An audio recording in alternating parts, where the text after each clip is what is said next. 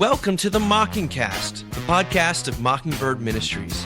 I'm David Zoll, your host, and in just a few moments, I'll be joined by my co-hosts, Sarah Condon and RJ Heyman. We come to you every week to explore a few of the places where we currently see grace, and its absence, playing out in unexpected and compelling ways. We are glad to have you with us. Praise the Lord. Praise the Lord. God. Another week in paradise, you two.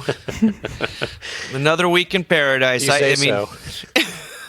Someone was saying to me the other day that there's a lot of, not so great things about doing this online church thing, but one of the good things is that it's demarcating the weeks when very little else is demarcating the weeks. Yeah. So we got that going for us. We're the calendar service for the country right now. But what's going on in H-Town, Sarah?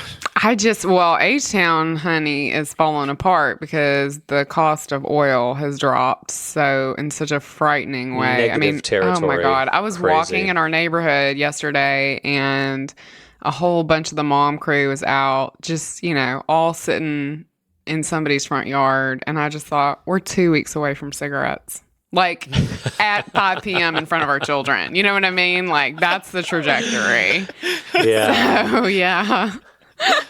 Wow, yeah, I guess I drove past a gas station this morning and it was like $1.39 and I thought to myself, that was what it was when I graduated from college. It's crazy. 20 years ago. And they also sell cigarettes, so it's a And package they also deal. sell cigarettes. It's like maybe that's why everyone smoked in the 60s, Cuban Missile Crisis, Right. Cold War. It's Right. like, we thought it was a bad health choice. It was like, no, that's what you do when it gets bleak. When a missile might hit you, That's you right. know? That's right. Like- When you're facing impending death on a regular Right. basis. Rutger? I'm okay. This now is actually getting kind of hard. Is it? That's how long it took RJ. Seriously, that's true. That's true. Although yesterday was I had a great day yesterday, and today I'm like, it's hard if you're an introvert because you get no time alone. It's hard if you're an extrovert because you get no time with anybody different. It's hard if you're married because you don't get any time as a couple. If you have children around, it's Yeah. hard if you live alone because then you're lonely. It's hard if you don't have kids at home because then you're just looking at your spouse being like, "I'm sick of you." Yeah. Yeah, this is anyway, so I'm hanging in there. Like I said, yesterday was a good day. Today, I'm letting it just kind of wash over me. Mm-hmm. We're here for comfort. Good. We're here for yeah. comfort. The amount of response I've gotten to the Weird Al episode has been very That comforting. was so good, Dave. That's my In the favorite sense- episode we've ever done. And in fact, I don't even know how. We're not going to follow it up. I've got one there's no thing way. in my quiver, but I have been listening to more, and the amount of stories that have come out of other people for whom Weird Al was some sort of watershed. And they, they've never really felt able to tell anyone. It's just been so fun, and that I feel like maybe we legitimately contributed to some joy re-entering the scenario for folks. But Dave, how are you? You had a big day recently. Happy Big day birthday. recently. That's right. Yeah. Old man. 64.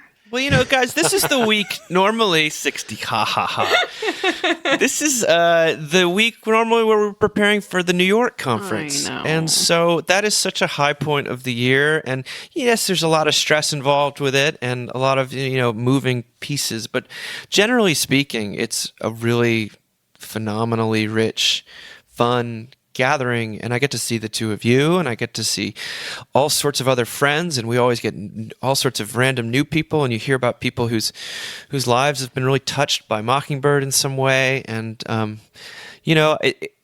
we haven't had to pivot to online life very much, as that's the word everyone uses now, and I'm grateful for that. And we do hear a lot, not just You're about already online. not just about Weird Al, but I hear a lot about how people are loving the cast being weekly and loving our video devotionals, and our content has been great and all that stuff.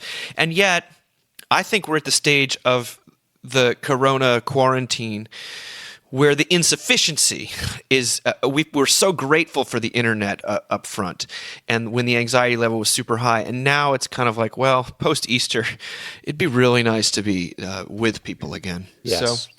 So, I don't know. Yesterday we had a birthday party for my wife. Threw a birthday party that was like a drive-by sort of honk and shout happy birthday, and it was really special. But you also watched in people's eyes how thirsty they were for just hanging out.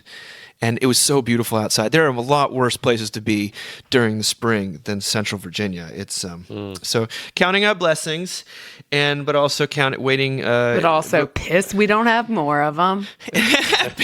And sad we can't be in New York. So Yeah. it'll make next year all the better, I guess. But well, let's talk. We're going to jump into something that was, in the New York Times this past week, which I think everyone can relate to. It's by Jennifer Weiner. The seductive appeal of pandemic shaming.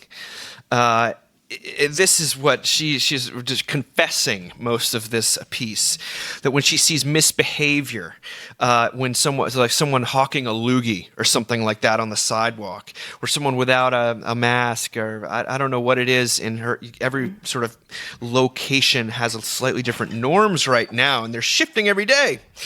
But she says, when I see misbehavior in person, it is all I can do to not start shouting either in real life or virtually, why aren't you? And why don't you? And don't you realize you're putting people at risk? I understand, thanks therapy, that anger is a manifestation of fear, a way of exerting a tiny measure of control. I have no power over the pandemic. I can't control who gets sick or if my hospital is ready or when we might return to something that looks like normal. But yelling at a guy on the sidewalk or posting his picture on nextdoor.com with the caption, so gross, or can you believe this? This I can do. I'm not alone in my fury or my impulses. My nextdoor.com is writhing with finger pointing. By the way, if people don't know what that is, it's like a website, like social media for little neighborhoods where people basically post. They sort of police each other's, They do. garbage habits and lawn care, and if so, they see a suspicious character. It's generally speaking, I think, a pretty ugly. It's low key place. racist. Okay, Yeah, keep going. yeah, that's what I was trying not to say. No. A lot of casual racism going on Nextdoor.com. Yes. She said, it's writhing with finger pointing. My Facebook groups are roiling with gotchas. I saw a supermarket cashier without a mask. I saw a man use an ATM pad with his bare hands.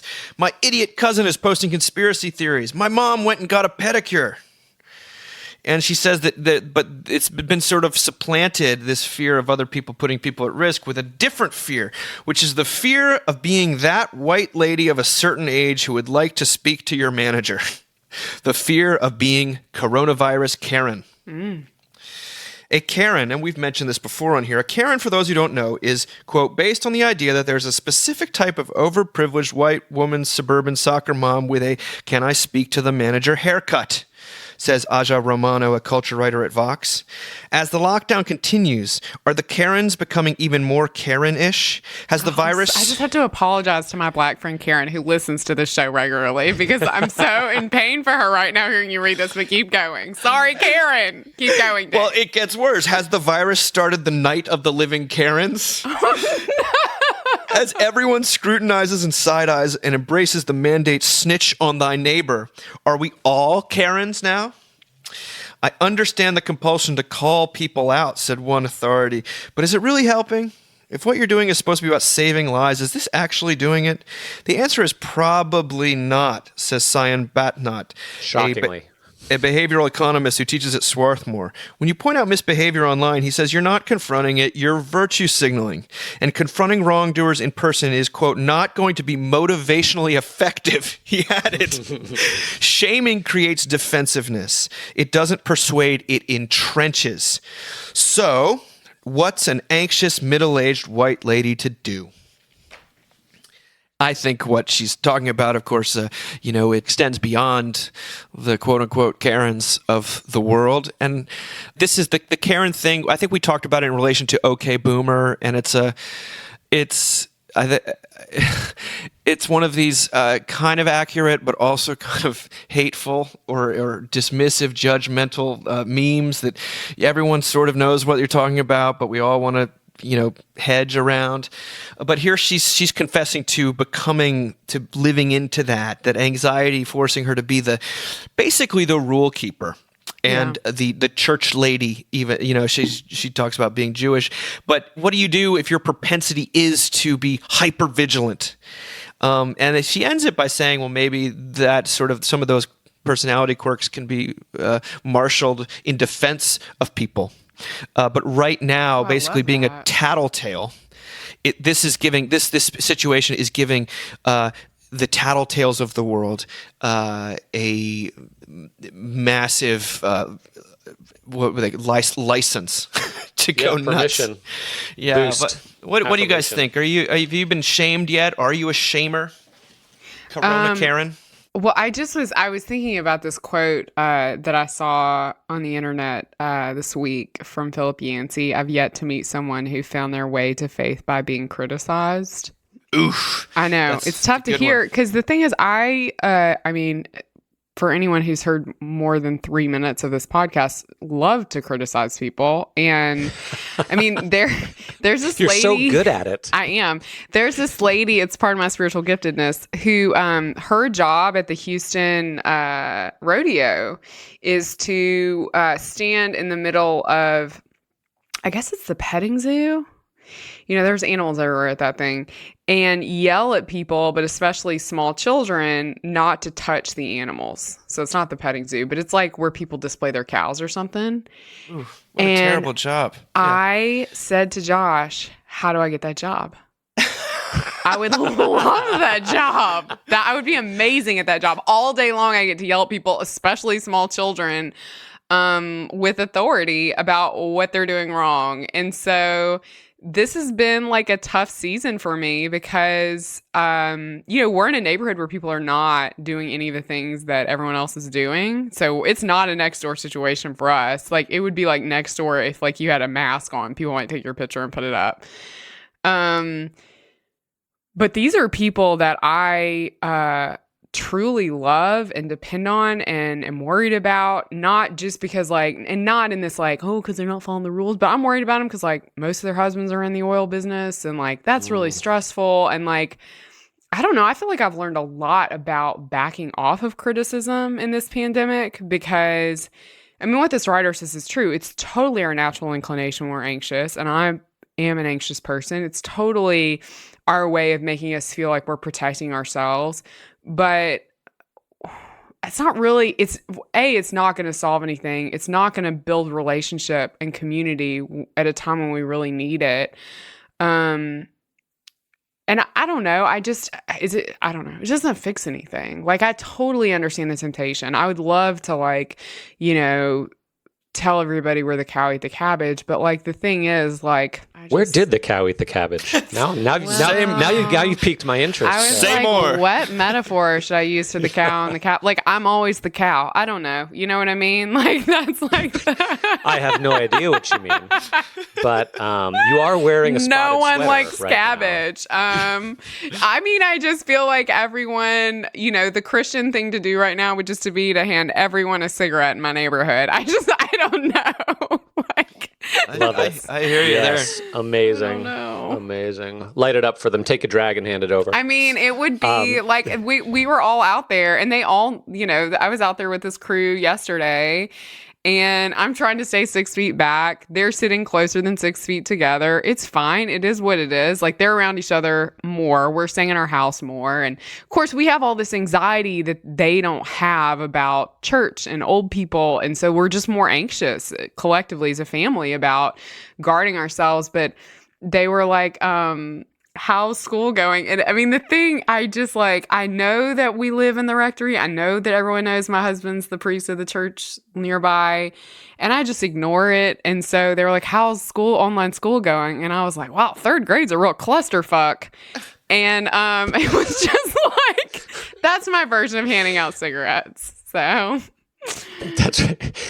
Sarah giving permission to sin far and wide. I mean, there were children standing a foot and a half away. Like, I was just like, here we are, so. Yeah, here we go. Rutger, what do you think about this? Well, it's funny that this was about Nextdoor because I am on Nextdoor, but I had not looked on that website for I don't know, a year. And then there was this thing that came up a couple days ago. Someone in my neighborhood was complaining that their next door neighbor just put up a jungle gym for their kids, but the top of the jungle gym was high enough that the kids could look over this person's fence into their backyard. Mm-hmm. And they were inquiring about deed restrictions in our neighborhood and how they could sort of bring legal action against their next door neighbors and their kids.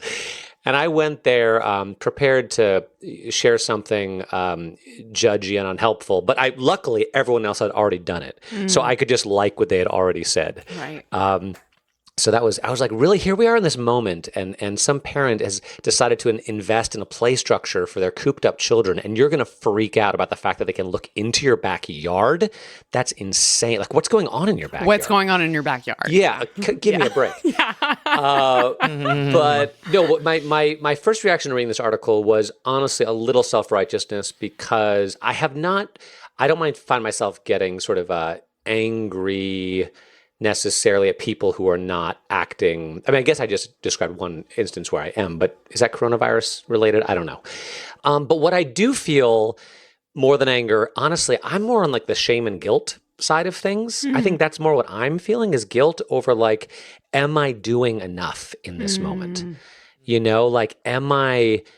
Am I being a good enough pastor? Am I being a good father? Am I actually to be able to be present in any moment with my kids, even though I'm present with them all the time, physically present, but maybe not emotionally present.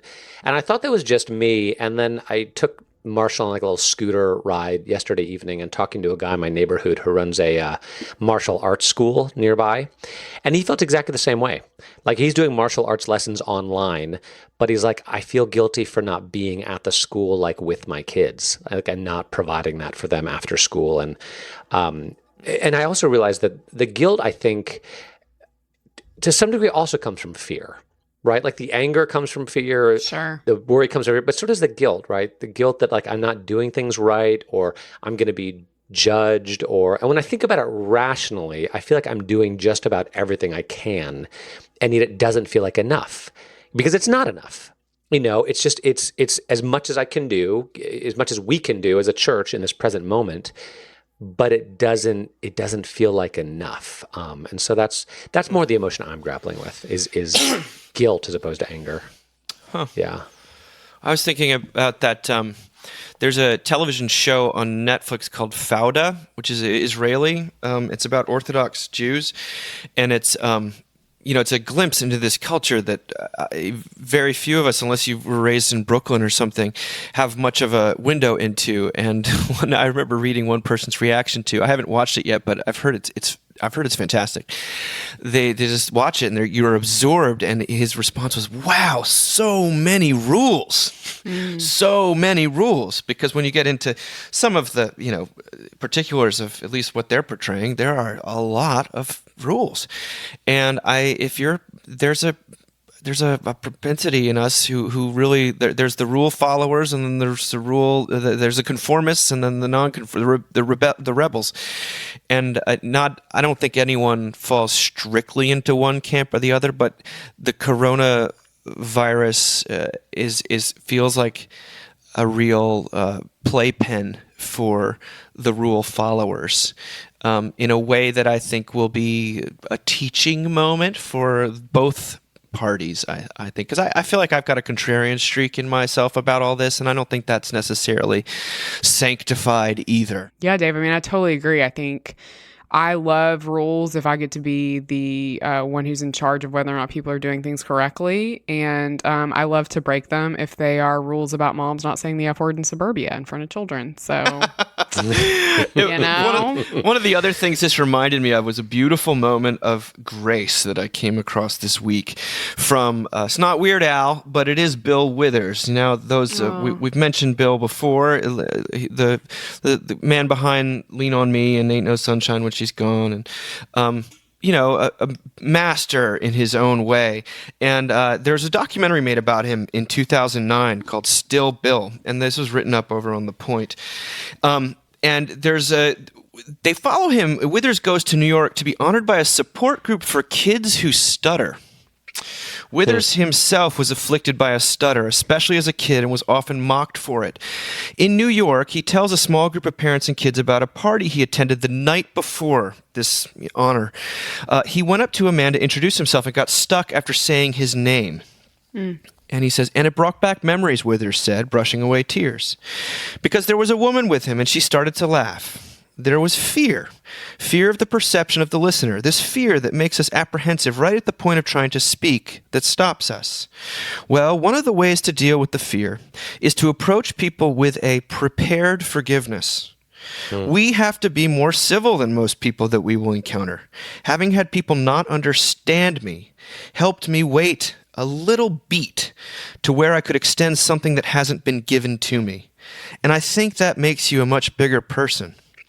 And then the writer of the article, Emily Lordy, writes, in this season of loss, when we wait on edge to see which blows might come next, we might hear Withers' music, in Withers' music, a way of facing the many facets of what is, and of approaching ourselves and each other with a prepared forgiveness of all the ways that we are destined to fail. I thought that was a beautiful image, prepared forgiveness. And it may not, of course, be something that we can live up to when it comes to those who are flouting social distancing, or those who are enforcing it to a truly alienating extent. But it's what we cling to as Christians as being the way that God approaches us. I mean, aren't those always the people we want to be close to? Like, those are always, and maybe that's just because I'm such a critical, judgmental person by nature, but those are always the people that, like, fascinate me, are the people that, like, when I feel insulted, or I feel like other people should feel insulted, and they immediately respond with this sense of, like, openness and forgiveness for whatever party is offended. Like, I'm just always like, oh my God, how do you do that? Well, it's widows, it's really Sarah. Fascinating. It's kind of widows, right? I mean, didn't you talk about that the other day? It's that maybe this is preparing us to all be really kind to people when what COVID-23 hits. Yeah. I think hopefully that's not what happens, but you know what I mean. Not funny, Dave. Those are the same people who just refuse to be enlisted in your little petty jealousies and gripes, and who are always you want to get them on your side as you're bitching and moaning, complaining about somebody else, and they're like, nope, not gonna do it. Gonna love you, gonna love them. There's a kind of person that is able to do that without me feeling judged. That's right. Where you feel like, okay, this person is doing it because they're genuinely a good person and they're right. I don't feel judged, but I also feel I do actually sort of feel ennobled a little bit. But anyway. Dave, you were talking about flouting the rules. It's just such a weird. It's tough to know what flouting the rules is right now. Like, I probably go to the grocery store once or twice a week right now, like if we're going to make something nice and I don't trust someone else to shop for it. And I'm like, am I being irresponsible? Just like getting out of the house. It's such a funny, at the same time, well, someone's got to go to the grocery store, all these poor people doing the shopping and, all the Amazon warehouse employees. It's such a landscape for self-righteousness, though. I mean, that is the thing, because whenever I hear about people, like, I just judged you. Like, that's how long it took. I'm like, you're going to the grocery store? Come on, RJ. You've left your house? Yeah. Are you not hearing a news report? Oh, it's my gosh. This actually gets us to the next article. Was a lady who's frequently, very quickly becoming one of my favorite writers on the interwebs, Agnes Callard. I hope I'm saying that right. She's a philosopher at University of Chicago who writes for The Point. And she wrote this in late March, before everything was about Corona. She wrote an article called The Emotion Police. And it opens with, if you tell me to calm down, I probably won't. The same goes for be reasonable. Get over it already. You're overreacting. It was just a joke. It's not such a big deal. When someone minimizes my feelings, my self-protective reflexes kick in. And then she goes on to talk about how philosophers, there's a certain school of philosophers that write against various emotions. They try to police emotions. And she's talking about Martha Nussbaum, the very famous philosopher at University of Chicago, who has written about anger and how it's always normatively problematic and that it disposes one to seek payback, and basically that anger never serves any kind of purpose. She talks about Stephen Wilkinson in the UK arguing against grief, and Paul Bloom, who we talked about, I think, a few years ago, who wrote a psychologist at Yale who wrote a whole book against empathy. That there's this sort of tradition of philosophers to get into why we feel certain emotions and sort of basically argue that we shouldn't. And she then goes on to say how there are, good byproducts of almost everything that these writers are writing against. So she says, well, I propose a new target, an emotion that is all bathwater, no baby. I suggest we philosophers, instead of trying to police these other emotions, adopt a united front in opposition to the emotion of hatred. Hatred has no redeeming qualities. It is a bad way of being bad. We should excise it from the human soul. Now, listen, this gets really interesting. The contours of hatred are made clearer by contrast with anger, which I contend ultimately springs from a place of love. Consider the whole story of anger, getting close enough to let someone make you angry, revealing your anger to them, facing the anger your anger invariably elicits, the struggle to return to equal footing. Working up to and through anger constitutes a delicate and difficult interpersonal negotiation. Hatred is painless anger. It's anger without vulnerability, anger without love. It offers us the opportunity to get good and enraged without exposing ourselves to all those difficult conversations, all that loss and pain, and perhaps worst of all, the potential of being called upon to acknowledge ourselves as having been the bigger jerk. Hatred holds the badness of the other at arm's length from oneself. It is condemnation without involvement or investment. Everybody has someone they feel they can safely hate. If it's not Republicans, it's people who hate Republicans. Billionaires, tourists, politicians are popular targets. Or safer yet, sexists, racists. Safest of all is to depersonalize one's hatred. We know hatred is bad, and we search for workarounds. I am a good kind of hater because I only hate bad people. Or, I am not a dangerous hater since I hate only those more powerful than myself. Or, I am a philanthropic hater since I hate ideologies, actions, and afflictions, not people. Or we use a different word, such as disgust, as in I am disgusted by corporate greed.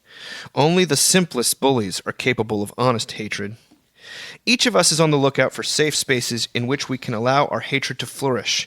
We cultivate our garden of contempt. We surround it with walls of self-righteousness. If you think I'm wrong, ask yourself, why do Hitler comparisons continue to flourish in political conversations? What other thought do they express but this person is so bad we are allowed to hate him as we hate Hitler? Wait, am I saying you cannot even hate Hitler, a person who murdered millions of people? Speaking both as the grandchild of 4 concentration camp survivors and as a philosopher, I say you cannot hate Hitler, or Nazis, or Nazism, nor can you hate anyone you think is Hitler-like. Well, I'm just going to stop hating. There you go. I'm done. Cured. I know, that's basically a lot of response to this article. What else do you think, RJ? Well, she's right. Of course, she's absolutely right. I mean, the only one of those I can't really get on board with is regret. Like I understand. Yeah, like I think, well, it just doesn't, it doesn't matter how we should feel. What matters is how we do feel, right? The feelings we actually have. And as far as I can tell, the only remedy for anger, hatred, jealousy, whatever these negative emotions are that eat us up, are a combination of kind of self-knowledge and belovedness, right? That sort of understanding ourselves for who we actually are and then somehow actually believing that we're loved in spite of it. And then to take it a step further, I'd say the only way to reach self-knowledge is also through belovedness because it's the only thing that gives us the courage to actually face ourselves for who we are. So she's right. I don't know if she's necessarily saying anything new. I mean, I guess we've talked about this before. I have been troubled by voices in our culture, that say, I'm done being empathetic. I'm done listening. I'm done trying to understand you because it weakens my hatred. It weakens my anger. And anger is the way that things get done. And we need to get some things done around here. That's depressing to me. So maybe she's living more in that world. But when I see things like, the end of empathy, sure, can empathy be pernicious? It can. Can it be enabling? It can, I guess. But I think about the person of Jesus Christ. And he was tremendously empathetic, and he had no problem with deep regret, not his own, but other people's. In fact, he kind of encouraged it. He was not big on hatred and anger, but he also, told us to pray for our enemies. I just think, as often happens with articles like this, which want to propose an ethic, and really what she's saying is philosophers and ethicists are the same thing, which I'm not sure I agree with necessarily. It's like, yes, that's true, or that's 80% true, but how does it actually happen? How do you actually get there? That nobody ever actually stopped being hateful, or stopped being angry because they were told to be. But Which she acknowledges at the front of the article. in the beginning, yeah. So it sort of comes full circle. And speaking personally, I know that is very true. There are people in my life that nothing sets them off more than being told to relax. That's game over at that point. Yeah. Yeah. Yeah, it made me think of how we kind of collectively will name a group of people as worthy of hating other people. Like how we will say to members of the Black community, like, well, you are allowed to hate, this group of white nationalists, and how that's not really a gift on any level. That doesn't really help, and how often, especially in Black Christian circles, that's often rejected as a privilege and rejected as something that's positive, in exchange for mercy, or at the very least understanding, or a sense of the Black community's own belovedness in the face of hatred, which I think is really powerful. I think it's always so interesting that we, especially privileged white people, sort of do this thing where we're like, well, it's okay for you to hate these people. And it's like, is that really a gift? Is that really ours to say? But also, are we actually giving the world anything useful when we say that? I keep also thinking about, I'm hearing, I don't know if it's Zoe or Zoe Kazan. So Elia, I don't know how to say it, Kazan's granddaughter. Yeah. Mm-hmm. Has been interviewed a lot lately because she's in a new, interesting The Plot Against America. Yeah. And she is talking a lot about her grandfather's legacy, which is really fascinating. He was testified on the, House Un-American Activities, yeah, right? He was blacklisted. Yeah. He was the director who did On the Waterfront. Yes. Yeah. And he named names. Yeah. Accused people of communism, and then those people's whole lives were over. And she talked about kind of dealing with the legacy of being his granddaughter and what that's looked like, and how she's had to walk through that, and talked about, it was such an interesting way of thinking about it, but talking about how as she's gotten older, she's allowed it to become more complicated, right? And that's been important for her to find her way through it. And I think that is the thing that we often don't do when we say that we hate someone, or when we say a group of people is allowed to hate a different group of people, is we're not willing to do the hard work of yes, maybe acknowledging our own fault, but also acknowledging that, and we say this all the time on this show, whatever this is, this podcast, this thing we do. Circus. People are the way they are because something's happened to them. They just are. Like, I just haven't met that person yet. You know what I mean? That's a total asshole. And had an amazing childhood, and did really well in school. And I just haven't met that person yet, And so there's that sense of people being much more complicated. And so it, hatred kind of allows us to ignore that. And it's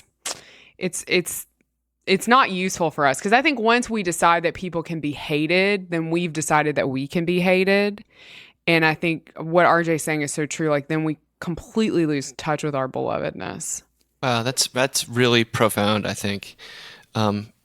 Because you watch, and maybe it's not quite as pronounced right now, but there's a lot of sort of, we are students against hate, or this is a hate crime, or hate is used in a term as though it's this kind of free floating amorphous target that you can necessarily attach yourself to without it kind of boomeranging back on you. And I like the way that she demarcates it, because she's not saying that people aren't not to be angry. Right. Or not to be upset, but to Right. hate. When you take the step into hate, what does she say? It's like it's anger without context or without investment, and it's completely depersonalized. And you're right to say, well, there's a good kind of hatred. Because a lot of times when you get down to people who are against hate, they're really just hating a different people the haters they view are hateful, and no one is saying no. Again, no one wakes up in the morning and think, you know what, I'm gonna hate some folks today, and that's why it's so difficult to talk about this stuff. I remember when we had Daryl Davis speak, and he's this black guy who's made friends with all these Ku Klux Klan members to the extent that a bunch of them have like an incredibly, he's just an amazing person. But he keeps saying, well, how can you hate me when you don't even know me? So if you're going to hate me, at least get to know me, and then you can say, I really hate that person. And the problem is, what's the problem, Dave? They get to know him, and then they leave the KKK and give him their outfits. You know what I mean? Like, that's the beautiful problem with this, is like, once they get to know him, they're like, wait a minute, they got a lot of sunk cost, as Alan Jacobs says, in the sort of hatred of that race, and it takes a while and a lot of boogie woogie piano. Yeah, but it's this beautiful thing, and that hatred, it's not a fiction, but it can be. It has to be based in a distance, like a lack of. Emotional, but you're right, Sarah. I think when you say that, if we say it's okay for those people to hate, then we're also allowing ourselves to be the one who's hated. Yeah, it's so interesting. Like I was thinking of this the other day. Like, it's been interesting to become let's be honest, low level personality on the internet, and like sometimes people will write such mean stuff about stuff I've said or stuff I've written. And like, one of the meanest things somebody wrote, and I know she didn't mean it this way, but this woman I've never met before wrote, I don't really agree with Sarah Condon in most of the things she says, and I just came on, I never respond to crazy stuff. Well, that wasn't crazy, but I never try to I don't want to get in a back and forth with people. Like, there's not enough hours in the day. But I just wrote back, like, I don't agree with most of the things I say. It's just like, I don't want to, please don't spend as much energy having an opinion about me. Like, I'm not worth that. You know what I mean? I don't know. It's just, oh my God. And yet the great breakthrough that we are talking about throughout is that you can have emotional police because you're both one thing and another at the same time. Like, the emotional police, they can talk until they're blue in the face, but how, as RJ says, how does something like hatred actually how is it diffused or transformed or reconfigured? It's usually through some act of intervening love, and not through willpower or some resolution. And I bet you Agnes would agree with that. But RJ, you were about to say something before we move on? Yeah, Sarah, as you were talking, it reminded me that oftentimes when we hate people who are close to us, it's doubly difficult because we assume that because someone's close to us, we actually understand them, and we understand their past, and we understand where they came from. And I remembered, in towards the beginning of the Dolly Parton's America podcast, Jad Abumrad the host, is talking to his dad, who grew up, I think, in Lebanon. And he doesn't hate his dad. He loves his dad. Yeah. But he starts talking to his dad and realizes how he doesn't actually know anything about his dad. Even though he loves him, he knows nothing about his childhood, nothing about how he grew up, nothing about what he wanted, what he dreamed about, what he thought about. And just how true that is, that we think we know our parents, we think we know our spouses or our children, and especially if we have a conflicted relationship with them, it becomes easy to hate them because we think we know. And then if we can actually get to know them, when you actually learn that your parent at one point in their life struggled with debilitating depression, or had an abusive parent, or an alcoholic parent, or experienced a tremendous career disappointment early on, or something like that. And usually you never find out about it from them. Right. You find out about it from one of their friends, or the other parent, or who knows what. Then you're like, oh, okay. Oh yeah, okay. Anyway. No, It's tough to get to know people who are close to I you. see it. I see it though in larger schemes too. I mean, within Mockingbird, for example, we get far less pushback on inviting an atheist to speak than we get the wrong kind of Christian to speak. If we get that kind of The Christian, or something narcissism like of small differences. or that on that side of this denominational divide, you'll get hate, genuine hate, because they feel they know you and they can sort of categorize you. Oh my gosh. And rather than we extend so much prepared forgiveness or empathy or whatever to people who are further away from us. And so it was one of the great things I've had to come to terms with over the years. It's like, Look, I have much more latitude to invite someone who's completely on the other side of this theological or Off the ideological reservation. spectrum than me, than to someone who's a little bit just slightly to the right or to the left, and I have to that's what I have to worry about. Anyway, sorry, Sarah. you mean we've all decided I'm not going to be a bishop. One of the things that was hardest for me to see just from our own, my own denominational standpoint, on such a related note, was the cathedral where I was ordained to the diaconate, St. John the Divine, which holds such a blessed place in my heart. I worked on that campus as basically a doorman for a couple of years before seminary. They've emptied that sanctuary out and are putting hospital beds in case they, have to put patients in there. And there was just this collective outrage from clergy of my denomination, because I think it was Good Samaritan. It was a much more Christian. Samaritan's Purse, which is Oh, yeah. Franklin Graham. Yeah. We're providing the beds. And I was like, wow. Really? I mean, I just really, we can't come together. We can't trust and love one another as Christians in this moment. It was just so disheartening. I think that is one of the hardest moments I've struggled with most profoundly in this whole thing was seeing people be so far just so ready to hate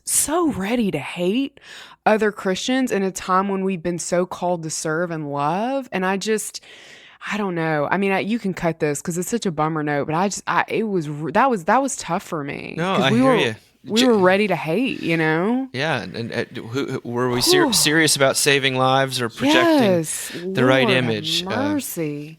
Yes, and again, another example of this whole thing of revealing things that are unpleasant, but also, in some cases, the fact that they wanted to do it in the first place, I was very surprised at. So it was, let's shift gears to something a little bit related, but not completely the same, is what happened to American childhood. Kate Julian wrote this really long piece in the Atlantic Monthly, a cover story that's been written about. And she says, this again comes down to the question of anthropology. It says, most critiques of this century's child-rearing practices have treated parents as rational actors, however extreme some of our actions might be. If we hover above our children, we are said to do so in reaction to the surrounding conditions, media coverage of kidnappings, for example, or plummeting college admission rates.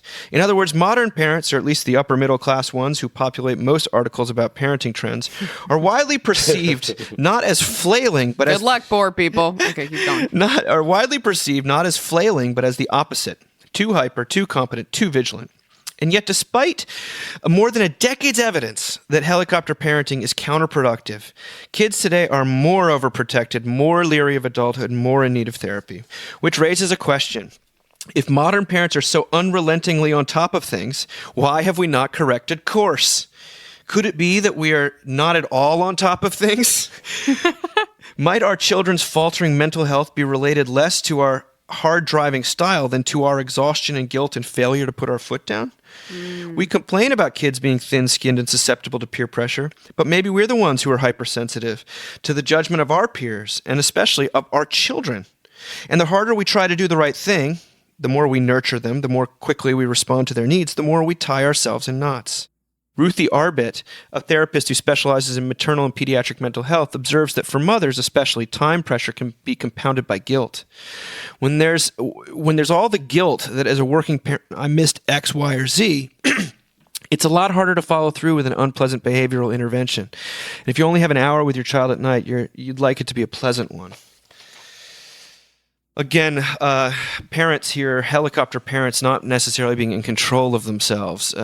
We have had all of these pieces that Mockingbird has highlighted over and over again about helicopter protectiveness does not protect. And yet the evidence is clear. It's as clear as the evidence on social media. And yet it affects people's behavior almost not at all. So, what is going on? The article is really about how accommodation of kids' anxious behaviors make them more anxious, but it's a hopeful article in the sense that it is not just blaming parents. It's sort of asking the question, why are parents the way they are? And maybe we could have some compassion, and that could begin to alleviate some of this intense pressure that they feel.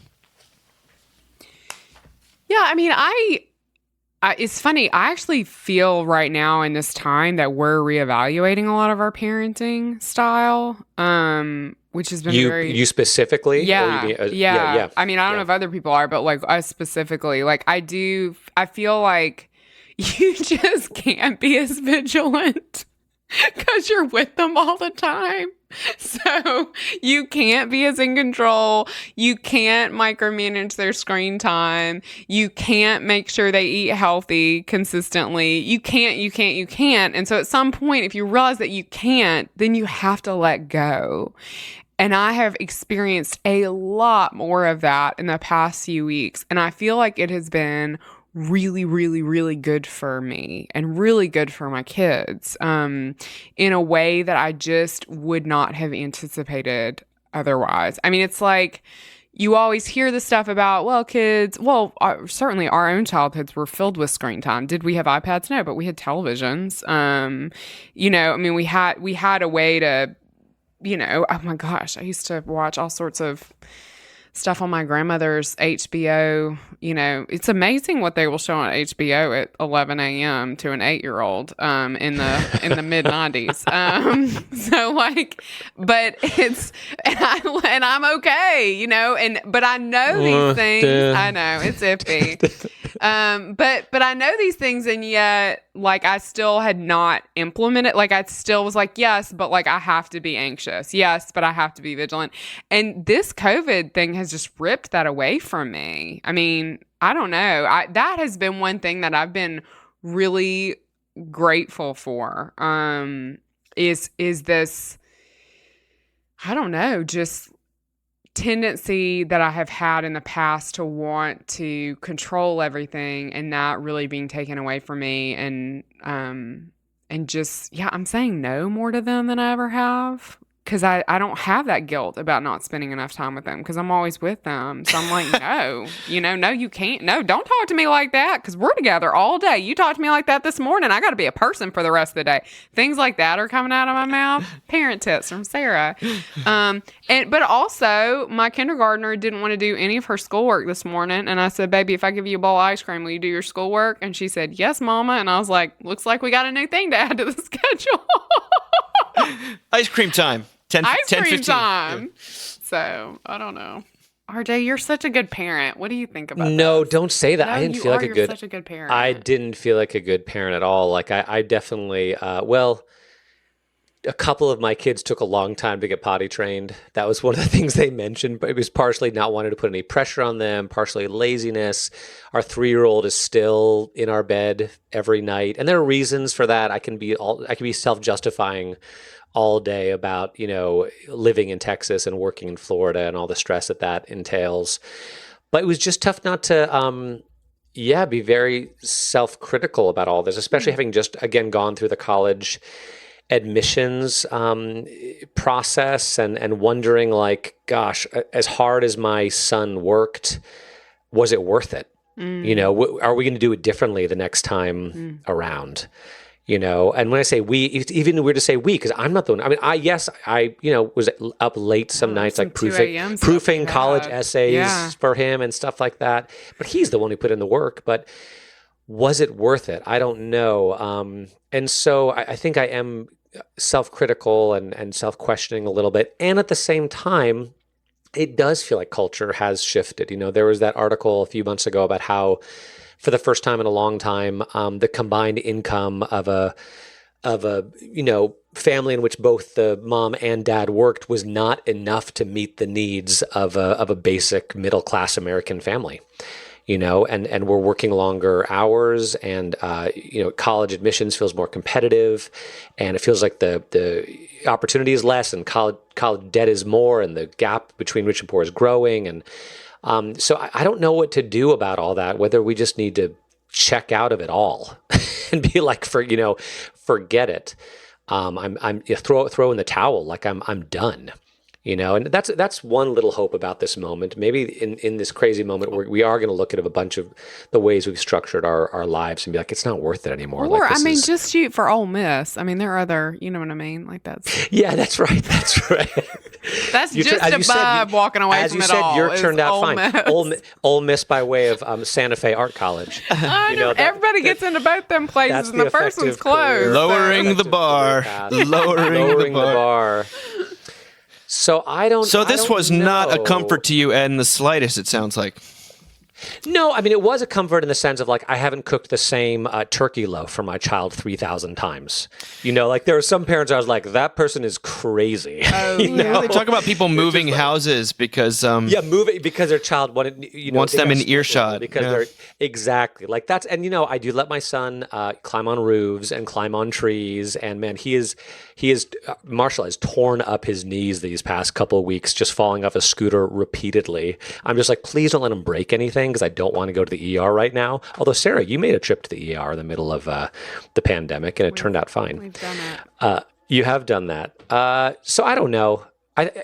Sarah, you're nice. I think we're doing okay, but it was challenging, and it causes you to think about what is the fear and what is the faithlessness that causes me to act in the way that I do towards, the negative ways toward my children. What are the lies that I'm buying into? What are the ways in which I'm not trusting that there actually is a God who loves me and loves them, and that things are going to be okay? And how can I have a little mercy on myself by just, at the end of the day, like, life is hard. Parenting is hard. Mm-hmm. It's hard. And there's no amount of therapy, or it can make it a little easier, but it's not easy. And I don't know if you can't make it easy. Yeah. I don't think. Okay. Well, anytime you get to something where the ultimate moral of the story is basically we just need more tough love, you get the sense of I'm no longer in the realm of the gospel. That's the hard thing. And yet I also know what it's like to accommodate. You don't. She's right when all this research saying it doesn't really serve your kids to accommodate their anxieties, even their pre-cell phone anxieties. My hope here as a Christian is we always go from being what we think of ourselves as the parent. Let's think of ourselves as the child, and to remember that when we talk about non-anxious parents, God is a non-anxious parent. He's got the whole world in his hands, even if it feels many times like it doesn't, or we feel like we're the punchline of some joke, or everything. What is that quote? Remember, faith is patience with God, and it'll be very interesting to see the fruit born out of this crazy and difficult time. But the grace for parents who are anxious and getting it wrong, which is all of us, I think, even the ones who are totally lackadaisical and type B, and is not another way or recalibration. Not that those things are completely unimportant, but it's not the grace for us is not a new law. It is the proclamation that God is the parent who loves his wayward children, those who failed, who approaches us with a prepared forgiveness. That Bill Withers. I know I'm preaching a little bit here, but that's. When I remember when Dorothy Martin gave her incredible talk about parenting, people heard it so much as law when she was really trying to communicate grace, because it depends on if you're hearing it as the child or as the parent. And for those of us who are in active parenting, it's almost impossible to hear this stuff as anything except another way you're failing. I think one thing that I would just say is that there's a difference. I mean, I say this carefully, but there's a difference between placating your child and grace. Like, God doesn't placate us. God doesn't, do you know what I mean? Like, God doesn't make things easier for us. Even like God God promises us that no matter how hard the world is, no matter how hard our lives are, that we can find our rest in him. And I think that's the goal as a parent, is that they know that you are a soft and loving and open-hearted place for them to land, but also that they have to jump to land. I mean, I think sometimes we can really confuse like grace and parenting with this kind of like sort of, I don't know, kind of hippy dippy, laissez-faire. yeah, kind of thing. And it's, and you see a lot of crossover. Like, I feel like all the Christians I know, when my son was born, were reading that like free range parenting. But I don't do parenting or even life techniques with farm metaphors because I got off the farm. But people loved that stuff, and they really kind of tried to make that crossover with the gospel, and I'm not quite sure it does. Well, I think that what you say, what placation and grace are not the same thing. No. Because placating, it's often there's fear.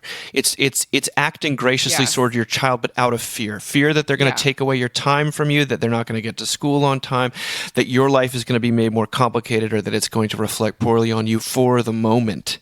And I was talking about this with someone as it relates to marriage, someone who is extremely, quote unquote, gracious with a spouse for years, which amounted to never ever saying no, or ever kind of communicating, expressing their own needs or desires. And it wasn't actually grace. It was placating. It was because grace out of fear is not grace. And I think that there's real truth to that when it comes to children. And the freedom of the gospel is the love that drives out fear. Dave, when you're talking about tough love, some of that stuff I read as tough love, but some of it I read as, we're not God. We parents are not, we aren't. And God is omnipresent and omniscient and omnipotent, and we are not, and that we do, it's tough, right? Because we want to, in some ways, we want to model to our children the way that God is with us, the unconditional love and the presence. And as you said, God's a non-anxious parent. But if that is our total approach to parenting, we're really, it's not going to work, because we need to not be God, but bear witness to who God is, both for our children and for ourselves. And so sometimes saying no is not about tough love. It's just about like, I'm just a person. Like I'm done. I have limits. I'm out. Yeah, like, no, I it's think that's like, right.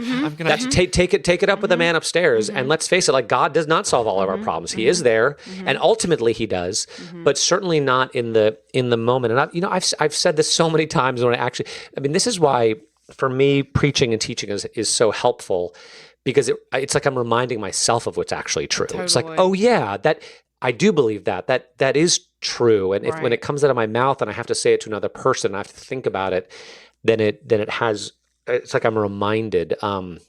Whereas in the day to day, it's so easy to slip into trying to be God, or beating yourself up for not, or being God to your. Same thing applies in a relationship, any kind of relationship. Yeah. I mean, Yeah. I there's two more things I want to say, and then I'll hush about this. But the first thing is, my kids are finally old enough that they realize that not everybody goes to church. And so they're like, oh, I don't want to go to church on Sunday morning. I don't want to leave that. I don't want to, and I'll just say to them, we got to go to church because Mama needs to hear about Jesus. I'm like, I don't care if you want to go to church or not, but like, it's not up to you. I'm not going to placate you, but we need to go because it helps me to be nicer as a mama. I mean, I think there's a certain element of like, how do we talk about ourselves honestly with our children in a way that we're not projecting, which it leads me to a second thing that has been very useful for me lately to think about, which is, especially in this time where we're all confined in spaces and all we have is our brain to mess with us, is that layering stories is not helpful. And I think a lot of anxious parenting right now comes from layering stories. So it's like, well, if I don't, if my kid doesn't do all of his homework for whatever, then it becomes like, well, then he won't pass this test, and then he won't get into this college, and then he won't be happy. It's just layered stories on layered stories. We do the same things in our marriages. Like, well, if he's not going to help with, the kitchen today, then I'm going to get behind tomorrow. Then he never helps with anything. And then we're in a fight. And it's like, one of the magnificent things about our Lord is it's just one story. It's just the gospel that he loves us and that he gives us. And there's no addition that has to be added to that. Yeah. And I think there's some wisdom there. We are not God. You're right. Absolutely. But there is some wisdom there into like, but what's actually the story? I love this child and I want goodness for him. Okay. Well, what is that going to look like? You know? Well, let's go to, let's go from talking about analogies for God to talking about God. This is from Giles Fraser, one of my favorite writers. He's writing for Unheard. Wrote an article called "Where is God in this COVID horror?" And I think Giles has really condemned the Church of England for being too quick to shutter its doors during this. And this there's a lot of debate right now about what is essential about church and what's not, and what can be done online effectively. I sort of am getting the sense people are getting a little fatigued by online stuff, but maybe that's because I'm like helping produce a lot of it. I'm like, are you fatigued though? Well, he rephrases it in a way that I found to be touching and true. He says, the church feels like the right place for many of us to go and cry. The church is not an argument. It's not a place for Socratic disputation. It's a place where we can be broken, presided over by a man hanging broken on a wooden cross. And it formats our brokenness with a story that speaks of love as being ultimately greater than death, and as a triumph over even the most purposeless of human pain. This is why human suffering does the exact opposite of what the Enlightenment atheists imagine it should do. It fills our churches. It doesn't empty them. And not because it offers some cheap consolation that all will be okay, but for the opposite reason, that it takes seriously the full weight and horror of human suffering. Indeed, church remains one of the few spaces in our culture in which we are allowed to acknowledge the existence of futile suffering without someone feeling so uncomfortable about it that they need to reassure us all that everything is going to be okay. I have sat in church on my own quite a bit these last few weeks. I have a large wooden cross set up in the aisle. I am sitting with a dying man, keeping him company. And this feels like the proper place for me to express some sort of solidarity with those on ventilators, alone, struggling for breath, those receiving the news of the death of a mother, father, child, those being buried by men in protective clothing, no mourners there to say goodbye. I call it prayer. Atheists call it foolishness, and perhaps it is, but foolishness feels like the least of my worries these days. I love that guy. Church is not an argument. Ugh, that's a great line. Well, I see that we're getting anxious. I mean, this is sort of specifically to those who are in the business of going to church or running churches or things like that. But the longer this goes on, the more anxious you feel about how is it going to look like on the other side of this? Are people going to go? Are they going to get so used to not going? Or are we all going to be online, virtual, non-virtual? What are the habits going to be like? Or is the spiritual hunger that we've sensed, is it going to continue or whatnot? And I hope that the stripping away of so many trivialities that occupy most of our time will continue in some sense, not to the detriment of people, but this idea that church is an essential place to go with your pain, I think is a beautiful and deeply hopeful portrait. And yeah, I don't really know what else to say except for that it can't just be a quote unquote safe space like a Weird Al concert, as much as I love those, but to be a place that is presided over by a broken man dying on a cross, with the knowledge that this is what life is. This is what God enters into as a part of, but also that God is so for us that there is no amount of futile human suffering that cannot be redeemed. I love that, like, church is like one of the last, I mean, I feel like it's the last space, maybe that and like a therapist's couch where you can talk about like your suffering. I think that's you just aren't allowed to talk about your suffering anymore. Like, it just gets shut down. I mean, the emotion police. Yeah. Like, oh Lord. I hope I don't lose all my friends in the neighborhood. But yesterday, when they were all sitting they there don't and we're all listen, Sarah, talking, so. I don't know. Some of the people on the street do, I think. But they were talking, and this guy walked by who lives in our neighborhood. Of course, everybody's in the oil business. And these ladies who, know numbers I don't even know because their livelihoods depend on it, are throwing out numbers to him about the market. And he's, saying something back, and things are really bad. And then he just kind of shuts the conversation down like 30 seconds in. And he's like, well, it's 5:00, and that's enough of the dreariness, and we all have drinks now. And I was like, thanks, Dad. I didn't say that, but I thought it. But I was like, Okay, Karen. I know. I was like, I think we can all have more than 30 seconds to talk about how hard this is, I mean, it was just and part of that, honestly, is the feminine to the masculine, and part of it, I'm sure, is that this man carries the weight of his household on his shoulders, and he does not want to talk about it in any intimate detail. But I'm always struck by how quickly the talk of suffering gets shut down, and how, I mean, I've been so moved by seeing people post. It's one painting, and the first person who ever told me about this painting was Jacob Smith, and I'm not going to remember who painted it. It's Jesus afflicted with the plague, With the dying skin on the disease. cross. Yeah, it's Matthias Grunewald's altarpiece. Isenheim. Yeah, the Isenheim altarpiece. Yeah. It's beautiful. I mean, he's even like, Christ is almost a little green. I mean, it's so grotesque. And I think it's just, I've seen it shared kind of all over the place, which is always when I pay attention to things, sort of right to left has shared that image in terms of my clergy world. And it really does mark that Christianity is really the last place you can suffer. You can't suffer on Instagram. You can't suffer on social media. You just can't do it. You can because perform it, but you can't actually do it. but people will still shut it down, and people will want to know that the next day you're better. You know what I mean? Or you're annoying at that point. Yeah. And so, no, I think this piece is wonderful. Dave, you were talking about the heightening anxiety of this moment, and the challenge of not being present with one another, the challenge of not gathering. And it reminded me, I don't know if I've told this story before. I went to Ethiopia like 20 years ago on this like short-term mission trip to go visit a friend who was doing some work there. And I remember him telling me a story about how there had been some sort of, Western evangelical Christian missionaries in Ethiopia back in like the 40s or something. And they'd had a little bit of success, but not much. And then the government changed. And I think for a while, Ethiopia was kind of communist. And so the government kicked out all of these missionaries. And they're like, well, okay, we tried, but this is going nowhere. This is going to be squashed, right? And when that government changed like 30, 40 years later, and they came back, what they discovered is that the church had just absolutely exploded while they'd been gone. And when you as you were talking about the anxiety of not being present, I'm feeling that. Like, I'm feeling the anxiety of not being present with my people. But I wonder how much of that is a need for control.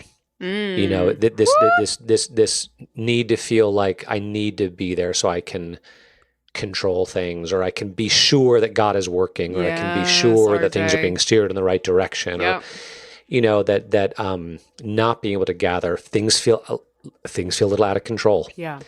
And it's uncomfortable. But I was reminded of that Ethiopia story to be reminded, like, the success or failure of my church in particular, and the Christian project in general, does not depend on me, and this moment is what it is, and God is God, and he's at work. And hopefully I can remember that, because who knows? I mean, I think my church is supposed to be shut down at least for the next month, and that's probably optimistic. That's a long time. And you're right, Dave, like, doing church online is exhausting. But part of it is also just that, the lack of control, the loss of control. Well, I'm grateful I get to do online stuff with the two of you. And by the way, we've loved hearing from people. So anyone who wants to reach out, we still plan to read those, not every time, but want to engage with our audience. info@ember.com is what you can write to. And for those of you who are mourning not being in New York this week, just we're we're with you. And I just my hope and prayers that next year is going to be all the sweeter for the absence. Anyway, much love to the two of you and to everyone listening. Stay healthy. Be observant. What is it? Be kind, be observant, and may God be with you, as Dylan says. Talk to you later. Thanks, Dave. Bye. Talk to you later.